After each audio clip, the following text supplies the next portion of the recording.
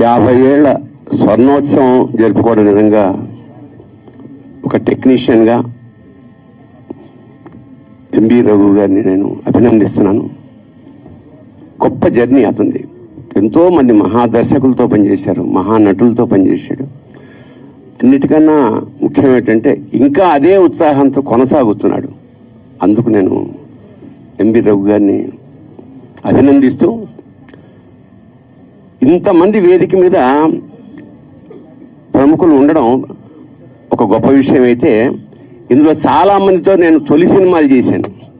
ఇక రఘు గారి విషయంకి వస్తే, అతను మంచి కళాకారుడు, అట్ ది సేమ్ టైం గొప్ప డైరెక్టర్. ఫస్ట్ టైం సితారా సినిమా చూసిన తర్వాత అందులో ఒక షాట్ ఉంటుంది.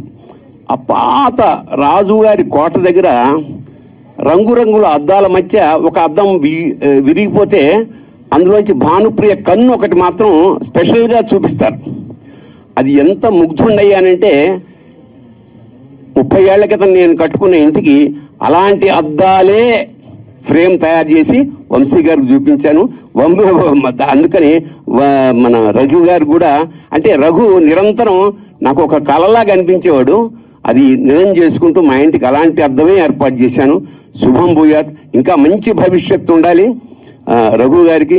కేవలం నాకు ఇవాళ వైరల్ ఫీవర్ వల్ల రాలేకపోయినా అతని మీద అభిమానంతో నేను ఇక్కడికి వచ్చాను. ధన్యోస్మి, భవిష్యత్తు ఉన్నతంగా ఉండాలి ఇంకా అని చెప్పి రఘు గారిని మనస్ఫూర్తిగా అభినందిస్తూ శుభం భూయాత్, శివోహం.